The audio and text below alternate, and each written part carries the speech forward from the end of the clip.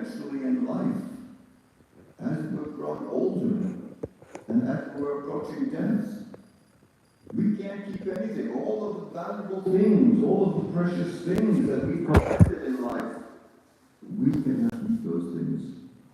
We have to let them go. We have to give them back to the universe from where we got these things. And so this is a very important principle to understand the Sankhya philosophy. But it doesn't end there. See, that's what the yogis in the Himalayan mountains and in the forest, those yogis are meditating, and they think, oh, I've attained the spiritual domain. No, but Prabhupada later on in the book, in the Srimad Bhagavatam, he explains that the Sankhya philosophy is only a doorway leading into the spiritual world. It's not the conclusion. So those yogis who are meditating in the Himalayan mountains, they've rejected the material world. Now they're sitting quietly, silence. Maybe they've even learned how to stop the mind, because the mind is constantly rattling. Krishna explains in Bhagavad Gita that the mind can be our best friend, or it could be our worst enemy. We have to be careful how to treat the mind. And so the yogis, they may have ceased the ramblings of the mind, and they're sitting quietly, and they've ceased all material activity. But that's not spiritual life. To stop material activity is only the beginning of spiritual life. Prabhupada explains that bhakti actually is engaging in activity. But now we don't engage the activity from our false ego. No, we've shed the false ego. We've shed the foolish mind.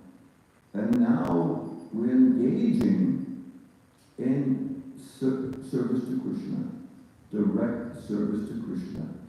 And so this is what Prabhupada has brought. He's brought this to the Western world.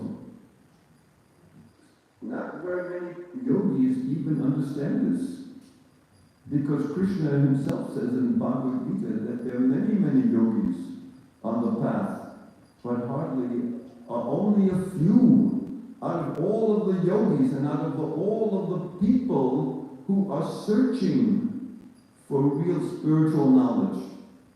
Only a very few know him in truth.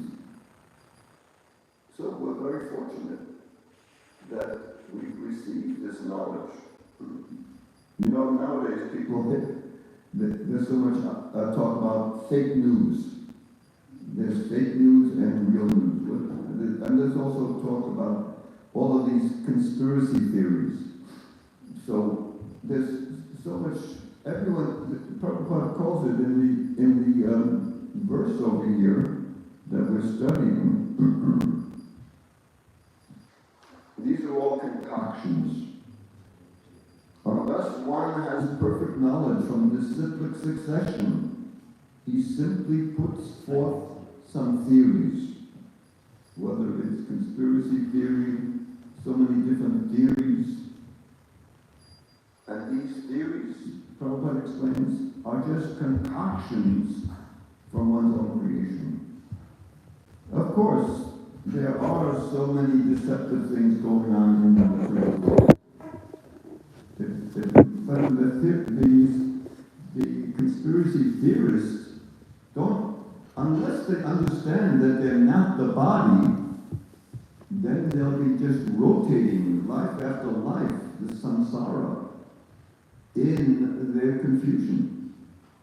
Unless we come to understand that we are not the body, but we are the eternal spirit soul within the body. So this is the path of spiritual life. And Chaitanya Because, you know, over the centuries, there's always been such a contentious spiritual understanding between those who see the absolute truth as just a shedding of the ego and then a merging into some divine oneness.